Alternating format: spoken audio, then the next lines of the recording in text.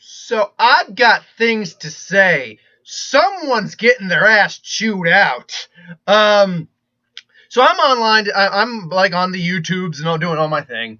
And I'm like, okay, I got a video. Well, I got a video. I want to do a video today. And I was going to do a prediction for from the Vault transformation. I'm going to push that aside for maybe tomorrow or Sunday. Because I got some rip shit things to say to the motherfucker who decided to leak an entire foil spreadsheet of the rares from Ixalan. Now, luckily, and like a lot of people, curiosity, I have to click and look at them. I was able to make out a couple cards. One of the images is good enough to basically actually read and make out the cards. And I will go over a couple of those cards just because they're available to look at. It's like the first glimpse. But no, the one I have a supreme, like those 6 leaks, basically. Like those 6 leaks, that one doesn't bother me because leaks happen. They do. So we got like spread, and it's clear from a spreadsheet. If it had just been this spreadsheet, like that, well, it just been these 6 leaks plus a little Jace thing they can see there. So we know Jace. I figured Jace would be in the set, honestly. If it were just these cards, I wouldn't really complain that much. If anything, it'd be a kind of cool little, kind of cool little spoiler. Give us a hint of what we can expect, plus dinosaur on that. No, the one I have a fucking issue with is, and I'm getting to the let's see here. The guy, whoever this Reddit fucking user is, who spoiled an entire Ixalan rare foil and possibly mythic rare spreadsheet of all the mythics and rares in the set. Now, luckily, this was done in very poor quality. So, and again, I'm going to get it up. I can't put it up. Even if I were to enlarge it, I can make out colors and all that, and creatures. I can make out, like, card colors and types and all that. That's about all I can make out. I can't, and some of the artwork, obviously, it's not maximized to its full extent. I can't read anything on here, fortunately, so it's not really spoiling what the cards do, so it's not a 100%, FU, like I can't read card types or anything like that. But who is the asshole who thinks this is a good idea to do, especially with the fan community? With Hour of Devastation spoilers literally next week starting. We have Hour of Devastation to get to first, plus we got a Commander Anthology, plus we have freaking, from the Vault's transformation, we got plenty of stuff to hold us over until Ixalan, plus they got the San Diego Comic-Con, which I believe they're going to be at. So, who's the asshole who did this? Why do you think it's a good idea? Are you a disgruntled ex-employee? Well, if you were an employee, you're an ex-employee now. Are you a disgruntled ex-employee just wanting to get revenge? Because, look, the leaks happen. I get it, leaks happen. But this is on par with the new Phyrexia entire set spoil. It ruins Spoiler Week, which we all love Spoiler Week. We like to see these articles that are made, read the articles, see like the stories and stuff that come with it, and have the cards that are spoiled, and then we can react to them with fresh new eyes. Instead, assholes like this decide to ruin it for everyone, thinking maybe they're doing a service. I don't freaking know what the mindset behind these idiots is who do these. It's like, is it, hey, I can do this, so I'm going to? Is it you do it because you can? Is that what it is? Or is it that you just don't care? Or are you angry? Are you angry at was? I don't get this. It's not fun. It's not cool. Now again, that that spoiler of the the 6 cards, that one I don't have a honest problem with, because that happens from time to time. Yeah, is it freaking early for it because the set doesn't come out in September? Yes, it's early. But if you were going to honestly ask me, would I rather excuse me, I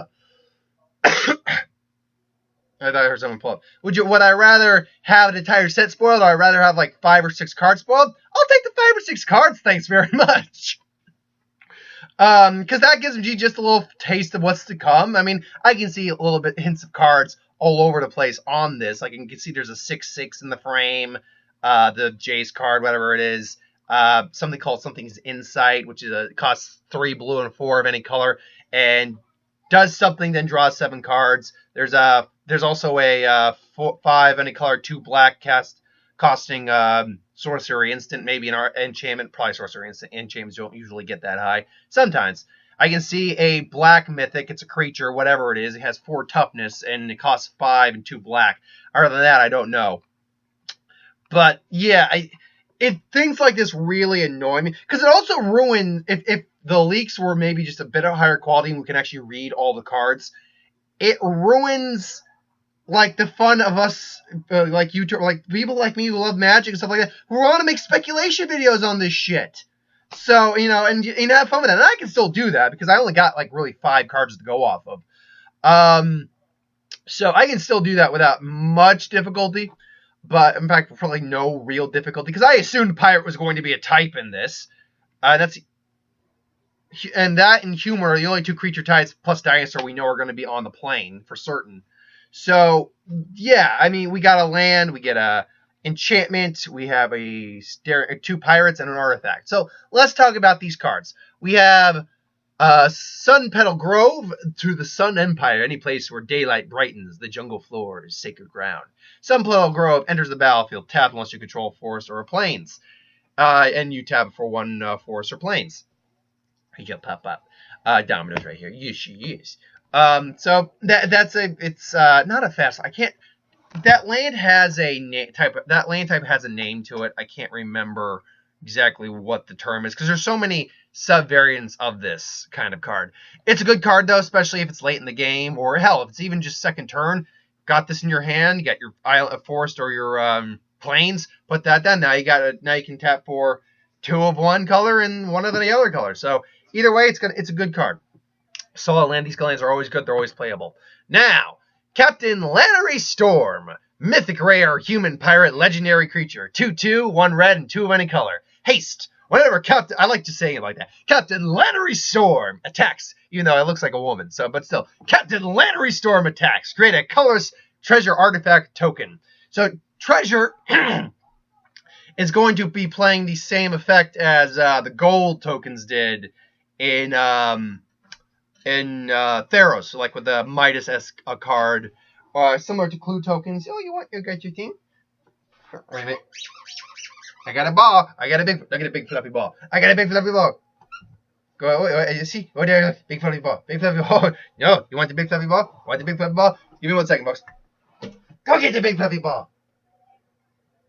Okay, fine. Don't get the big fluffy ball. You ruined it.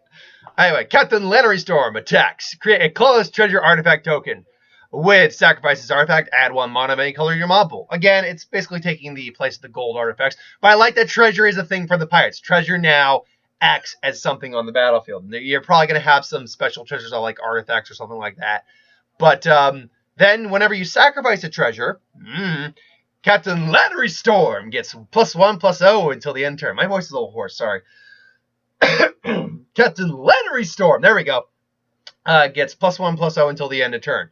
So I like this card. I actually like it quite a bit. It's not super, it's not overly strong. It's a 2/2 for 3, which is always playable. It has haste, which means you can attack right away. If you can get it out in turn 2, great, which is possible with certain rams. There's cards that make treasure you could sacrifice to allow her to come on the field in turn 2.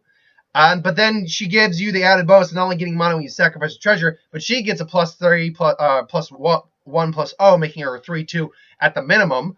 And then you'll get another treasure that you could theoretically, and it's when it attacks too. I wonder if rule stacking works in the way that if you attack, get the artifact, and sacrifice it and pump her up during that turn. I wonder if you can do that. I don't think so. That sounds really convoluted and complicated.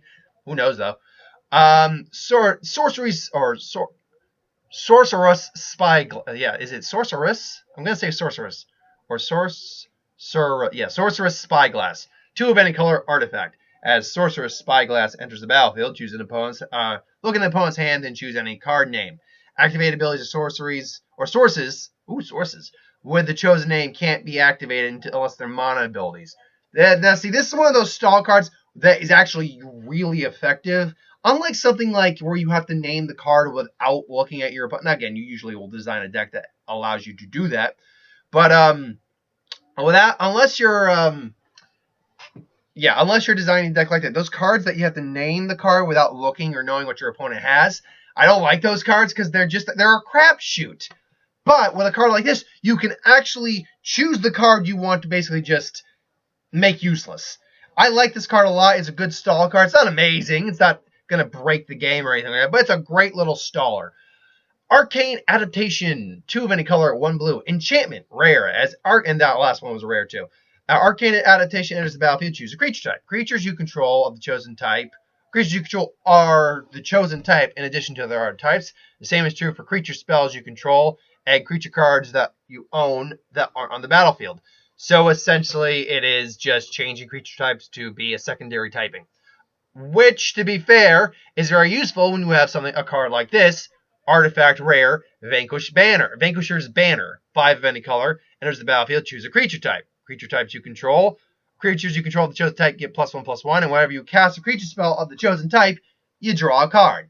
So apparently creature type is actually going to be kind of a thing in this set, which I find interesting. Which, luckily, I don't know any of the other cards in this set, or creature types in this set right now besides Dinosaur, so it'll help me with the speculation on creature types. But no, it's a little expensive, definitely, but there are cards that can lower the cost or get this out quicker. And it's value, because especially in combination with this card, which only costs 3, by the way. The Arcane Adaptation only is 1 of mana and 2 of any color. With this 5 costing card, it's not an unreasonable synergistic combo to go with that. So you can get that out quick. The only downside for that, I think, is the mana cost.